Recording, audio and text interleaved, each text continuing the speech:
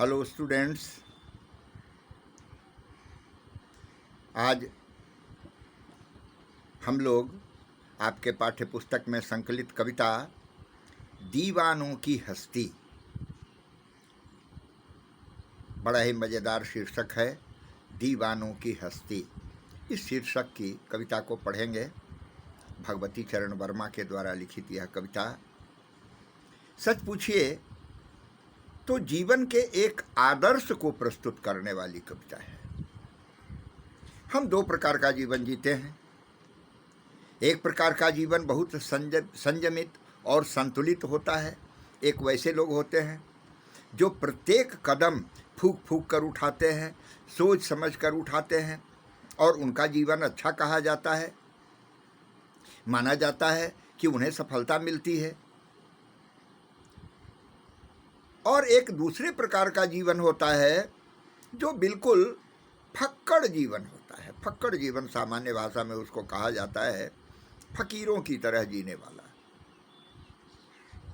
इन दोनों जीवन में से कवि को कौन सा जीवन श्रेयस्कर लगता है और क्यों, इसी की ओर इशारा इस कविता में कवि कर रहे हैं। दीवानों की हस्ती, सबसे पहला प्रश्न तो है दीवाना। दीवाना कहते किसको हैं?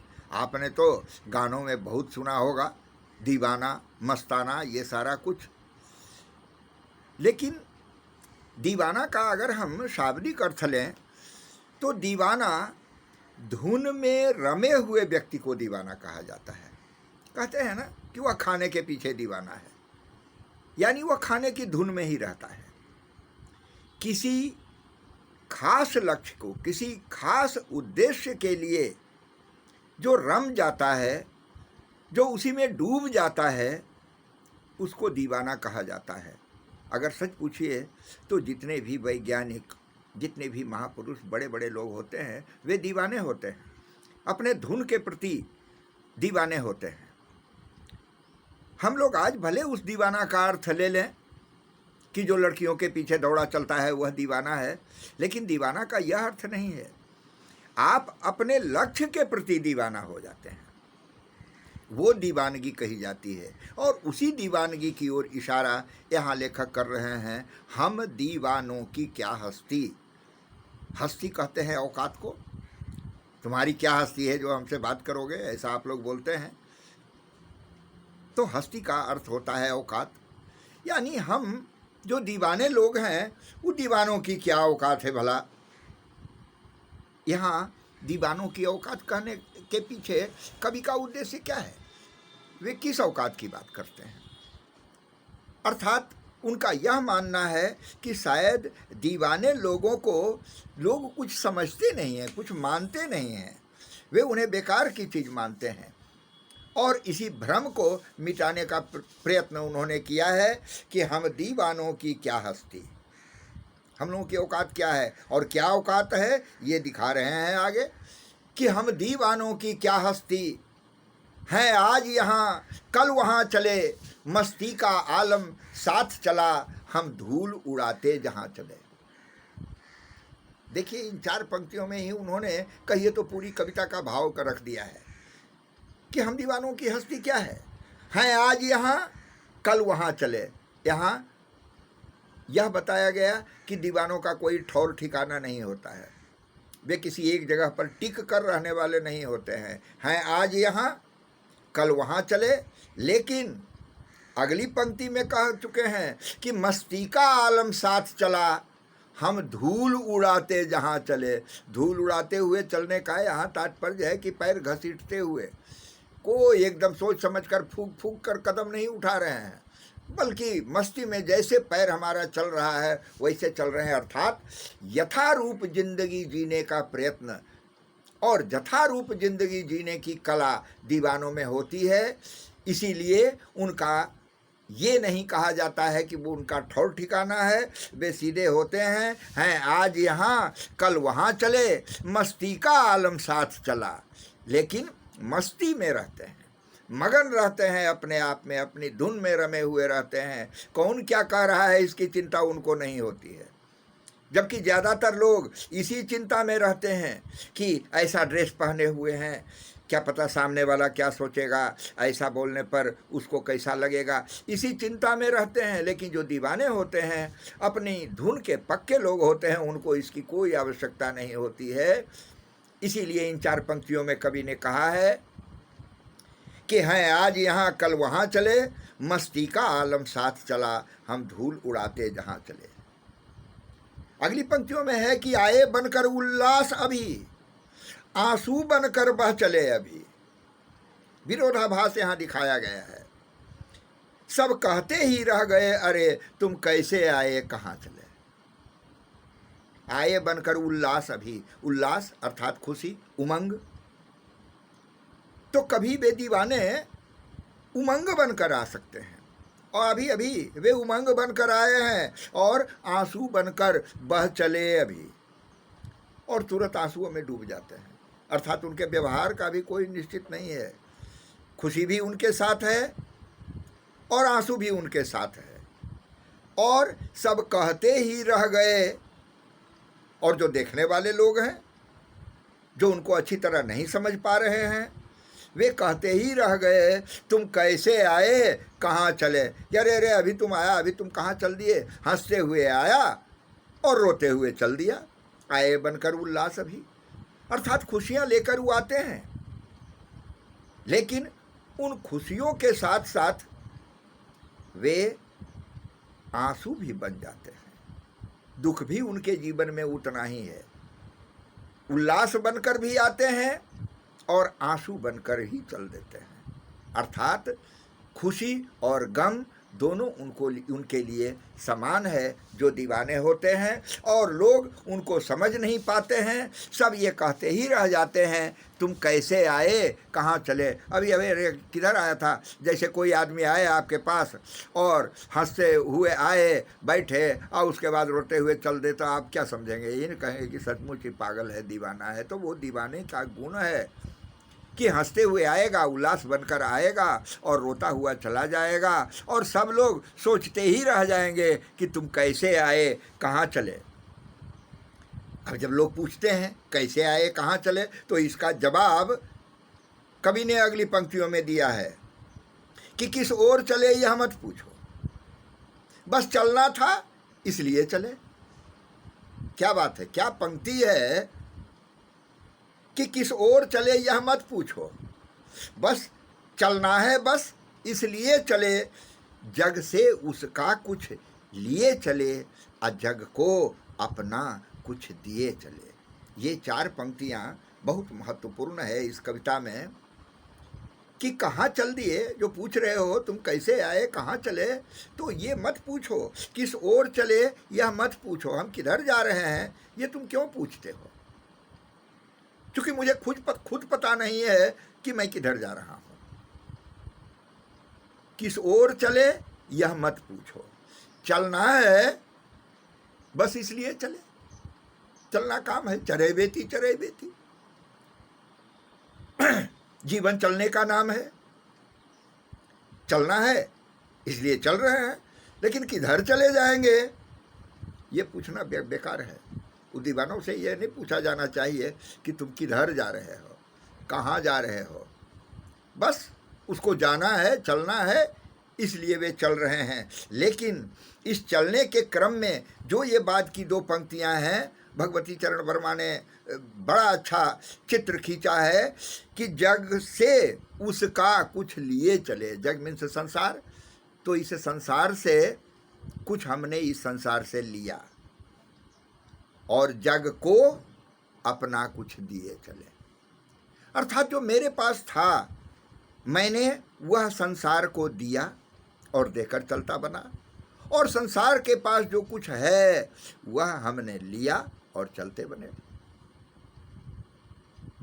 ये कितनी महत्वपूर्ण बात है कि जो धुन के पक्के लोग होते हैं वे संसार से लेने में और संसार को देने में,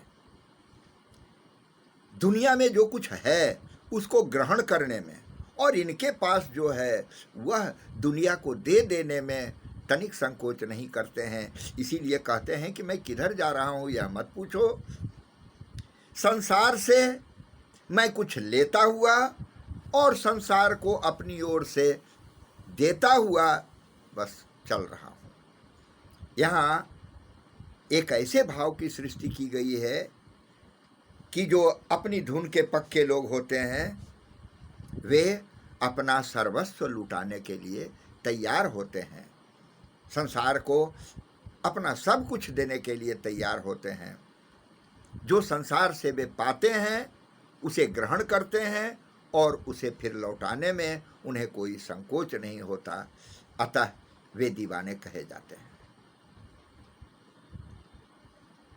दो बात कही, दो बात सुनी, कितने सरल शब्दों में और कितने गहन भाव की सृष्टि की गई है इस कविता में।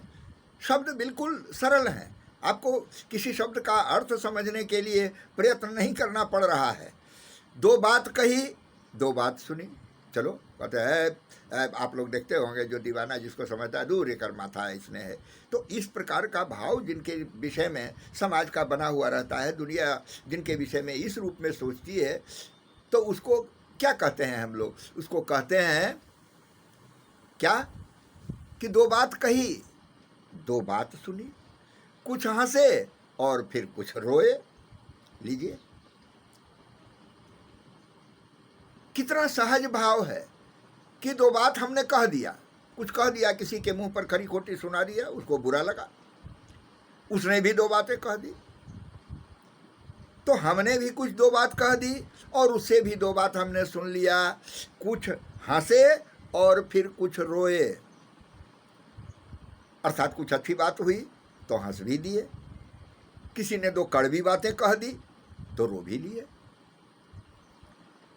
एक गीता में श्लोक है जो कहा गया है कि जो स्थित प्रज्ञ लोग होते हैं वे दुखम सुखम समम कृत्वा लाभा लाभो जया जयो, सुख और दुख को समम कृत्वा अर्थात बराबर कर लेते हैं। दुख हो या सुख हो दोनों को समान रूप से समझते हैं। लाभा लाभो, लाभ और हानि ये दोनों को समान समझते हैं। जया जयो, जया अजयो, जय और पराजय दोनों को समान समझते हैं। ये दीवानों का, ये स्थित प्रज्ञता की स्थिति कही गई है हमारे शास्त्रों में, पुराणों में, कि जो लोग सुख और दुख को, हंसना और रोना को समान रूप से समझते हैं वे महान होते हैं। यहाँ दीवानों को महानों की श्रेणी में रखने का प्रयत्न कर रहे हैं कि दो बात कही, दो बात सुनी, कुछ हंसे और फिर कुछ रोए, और क्या, छक कर सुख दुख के घूंटों को हम एक भाव से पिए चले। अभी हमने जो कहा था ये बात सामने आई ना कि सुख दुख दोनों के घूंटों को, जीवन में केवल सुख ही मिलेगा ऐसा नहीं होगा। रात और दिन का आना तय है, रात के बाद दिन, दिन के बाद रात। अभी दिन हुआ है, अगर प्रातः काल का समय है तो हम लोग जान रहे हैं कि कुछ घंटों के बाद अपने निश्चित समय पर फिर रात होगी, अंधेरा छाएगा, सूर्य का प्रकाश विलीन हो जाएगा, और जब रात होगी तो उस रात के बाद हम लोग घड़ी देखते रह जाएं, रात भर जगे रह जाएं, हम चाह करके भी उस रात को, अगर बहुत आनंददायक रात है, आप कोई किसी रात में पार्टी मना रहे हैं, आपकी इच्छा होगी कि ये रात नहीं बीते, लेकिन आपके कहने से नहीं होगा, समय पर घड़ी की टिक टिक के साथ वो बदल कर यहाँ आ जाएगा। तो सुख और दुख दोनों का आना है जीवन में, इसीलिए कवि का कहना है कि सुख दुख को समान समझना चाहिए। दो बात कही, दो बात सुनी का मतलब कोई अच्छी बात, कोई बुरी बात हो वो कह देना और सुन देना, ये सामान्य प्रक्रिया है। दीवाने अर्थात अपनी धुन के पक्के लोग जो होते हैं वे इसकी चिंता नहीं करते हैं कि हमने दो बातें किसको कह दी, क्यों कह दी, और उसने हमें दो बातें क्यों कह दी, उसकी बात अच्छी थी या बुरी थी, इस पर वे लगातार चिंतन नहीं करते हैं। वे दो बात कह गए और दो बात सुन गए, थोड़ी देर हंस लिए, अच्छी बात हुई तो हंस लिए, फिर रो लिए, और सुख दुख छक कर सुख दुख के घूंटों को, सुख की घूंट को भी और दुख की घूंट को भी हम एक भाव से पिए चले, समभाव से। अर्थात हमने कहा था ना अभी कि दुखं सुखं समम कृत्वा, समम कृत्वा अर्थात समान बना करके सुख और दुख को, उसी भाव को उन्होंने गीता के उसी श्लोक को इन्होंने अपने शब्दों में कहा है कि छक कर, खूब भर दम। छक्कर खाने का मतलब क्या होता है? जितनी इच्छा हुई जमकर खाए, वो छक्कर खाना कहा जाता है। तो छक कर सुख दुख के घूंटों को हम एक भाव से पिए चले। मतलब ऐसा नहीं है कि दुख में हम बहुत रो रहे हैं और सुख में बहुत हंस रहे हैं। अगर हमारे पास संपत्ति आई तो हम बहुत खुश हो गए और विपत्ति आई तो रो रहे हैं, ऐसा नहीं होना चाहिए। बल्कि सुख दुख दोनों को एक भाव से पिए चलना ही दीवानापन है, यही मस्ती है और यही जीवन जीने की कला है। हमने प्रारंभ में कहा था ना कि लेखक ने इसमें जीवन जीने की एक कला बताई है हम लोगों को, हम पाठकों के लिए, कि जीवन को किस रूप में जिया जाए जिससे इसका सार्थक हो सके, इसका जीवन पाना। तो यहाँ यही है कि सुख दुख दोनों को समान भाव से आदमी को भुगतना पड़े। आगे की पंक्ति में है कि हम भिखमंगों की दुनिया में स्वच्छंद लुटाकर प्यार चले, हम एक निशानी सी उर पर ले असफलता का भार चले। यहाँ कवि की वेदना, कवि की करुणा प्रकट होती है इसकी अंतिम पंक्ति में। हम भिखमंगों की दुनिया में स्वच्छंद लुटाकर प्यार चले। स्वच्छंद रूप से, स्वच्छंद माने अपनी इच्छा के अनुसार। भिखमंगों की दुनिया में आज आप किसी भिखमंगे को देखते हैं तो आपके मन में कोई सकारात्मक भाव नहीं बल्कि नकारात्मक भाव आता है। भले आप उसकी मदद कर दें, उसको भीख में कुछ दे दें, खाना खिला दें, ये दूसरी चीज़ है, लेकिन उसके प्रति एक अच्छा भाव अपने हृदय में सामान्य लोग नहीं रखते हैं। लेकिन दीवाने ऐसा नहीं है, वे भिखमंगों की दुनिया में अपनी इच्छा अनुसार लुटाकर प्यार चले, अर्थात वे भिखमंगों से भी प्यार करते हैं। गरीब लोगों के प्रति उनकी श्रद्धा विशेष होती है, अर्थात दुखियों के दुख से दुखी होने की भावना ये दीवानों में होती है। इसीलिए कहा गया है कि भिखमंगों की दुनिया में स्वच्छंद लुटाकर प्यार चले, स्वतंत्र रूप से अपनी इच्छानुसार हम अपना प्यार लुटाकर और चलते हैं। ये दीवानों का गुण होता है। और हम एक निशानी सी उर पर, निशानी चिन्ह को कहते हैं, उर कहा जाता है हृदय को। तो अपने हृदय पर हम एक निशानी लिए चलते हैं, लेकिन वो निशानी है क्या? ले असफलता का भार चले। लोग समझते हैं कि हम असफल हैं। जैसे जो इस प्रकार के लोग होंगे वे जीवन में सफल तो होंगे नहीं। प्रारंभ में भी हमने कहा था कि भाई ऐसे जो लोग होते हैं वे सफल नहीं होते हैं। सफलता के लिए संयमित जीवन जीना, कहीं जाना तो सोच समझ कर जाना, वहाँ ठहरना, किसी से बात करना, ये सारा कुछ उनका संतुलित होता है। वे सोच समझ कर करते हैं, तौल तौल कर चलते हैं, फूंक फूंक कर कदम धरते हैं, तो उनका जीवन सफल माना जाता है। इस दृष्टिकोण से अगर देखा जाए तो इन दीवानों का जीवन तो असफल ही है,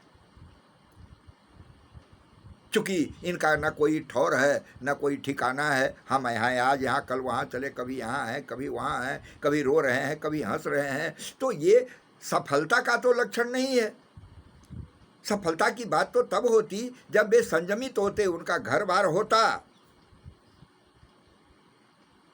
तो इसी असफलता का दुख कभी कभी इनको होता है कि हम एक निशानी सी उर पर, अपने कलेजे पर, अपने दिल पर, अपने हृदय पर हम असफलता का भार ढोकर चलते हैं। लोग हमें असफल समझते हैं और हम उस असफलता का भार अपने ऊपर ढोए चलते हैं। यहाँ कवि की वेदना प्रकट हुई है कि अगर इस प्रकार मस्ती भरा जीवन जिया जाए तो इसमें ये संभावना होती है कि हमें लोग असफल समझें और उस असफलता का भार हमारे कलेजे पर रहे।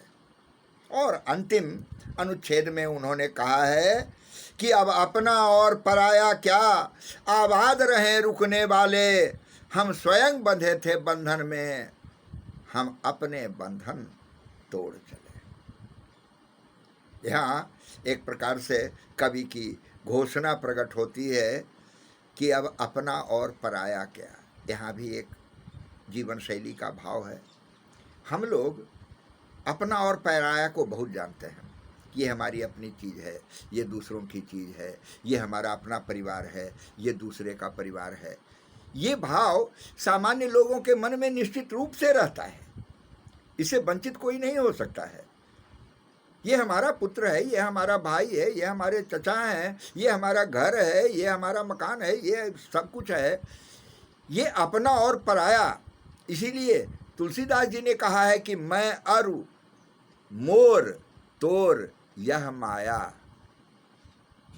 मैं, मेरा और तुम्हारा, इसी को संसार में माया कहा गया है, और माया से कोई रहित नहीं है। यहाँ कवि उसी ओर इशारा कर रहे हैं कि मेरे लिए अपना और पराया क्या। मेरे लिए ना कोई अपना है ना कोई पराया है, सब समान है। समभाव की बार बार बात कर रहे हैं ये कि मेरे लिए ना कोई अपना है ना कोई पराया है। आबाद रहें रुकने वाले, जो एक जगह स्थिर रहने वाले हैं वे आबाद रहें, उनका विकास हो, सारा कुछ होते रहे। हम स्वयं बंधे थे बंधन में, हम अपने बंधन तोड़ चले। समाज परिवार के बंधन में जो दीवाने लोग होते हैं खुद बनते हैं कि हाँ ये हमारा परिवार है, ये घर है।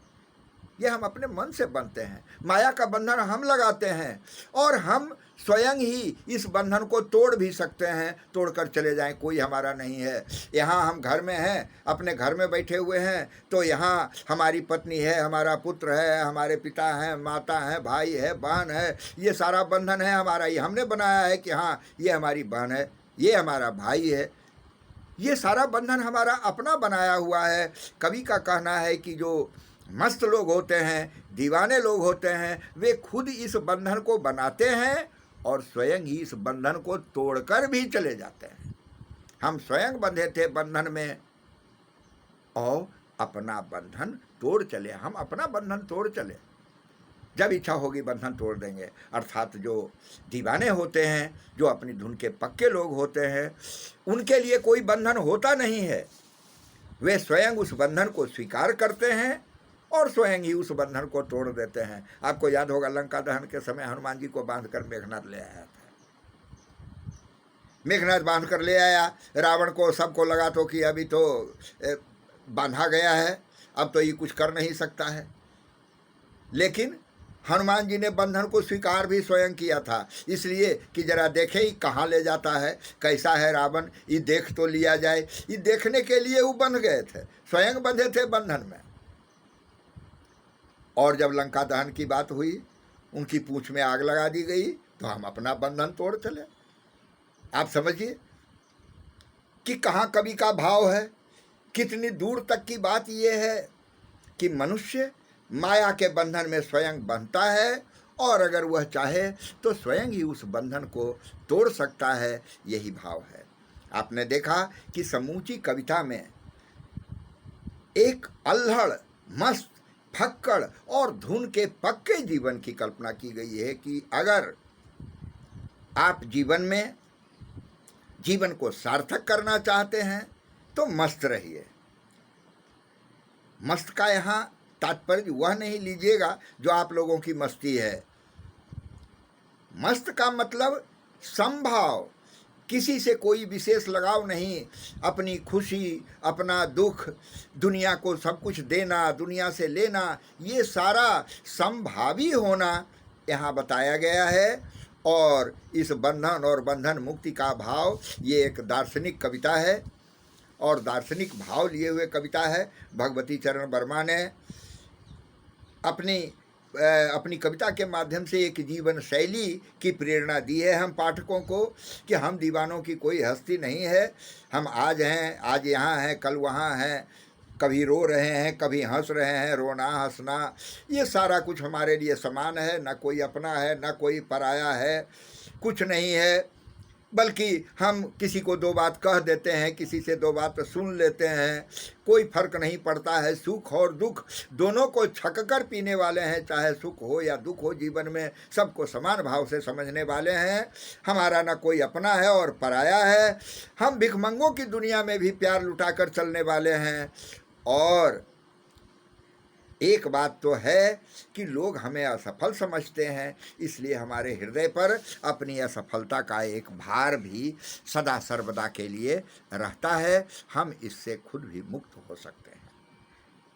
कवि ने अपने आने को उल्लास और जाने को आंसू बनकर बह जाना क्यों कहते हैं? यहाँ दो भाव है। जब दीवाना आता है तो लोगों की खुशी होती है, लेकिन जब उसका अपमान होता है, लोग करते हैं, तो आंसू बन जाता है। यहाँ उल्लास का मतलब है खुशी। किसी के आगमन से खुशी होती है, तो अपना आना अर्थात कवि का आना, संसार में अपने अस्तित्व को प्रकट करना, ये उल्लास है, खुशी की बात है।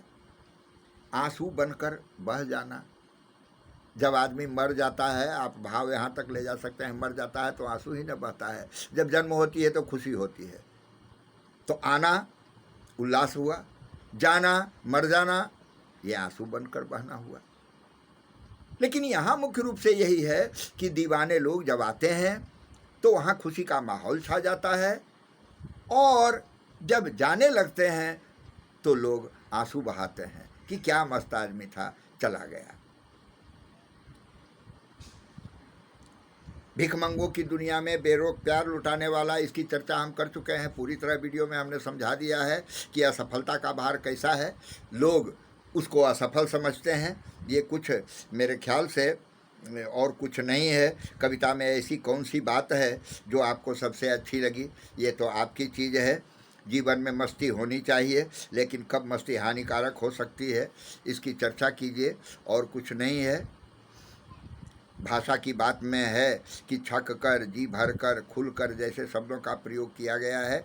इसी भाव को व्यक्त करने वाले कुछ और शब्द सोचकर लिखिए, जैसे हंसकर, गाकर। ये आप आसानी से कर लेंगे, कोई कठिन काम नहीं है। मेरा विश्वास है कि आप इस कविता को समझ गए होंगे। और जब इस वीडियो को आप पुनः पुनः देखेंगे, इसीलिए वीडियो दिया जाता है कि आप इसको बार बार देख सकते हैं, और जहाँ जिस प्रसंग को समझने की आवश्यकता है हमने अपनी ओर से समझाया है, आप उसको पुनः पुनः देखकर समझ सकते हैं। इसलिए मेरा विश्वास है कि आपको ये दीवानों की हस्ती कविता अच्छी तरह समझ में आ गई होगी। धन्यवाद।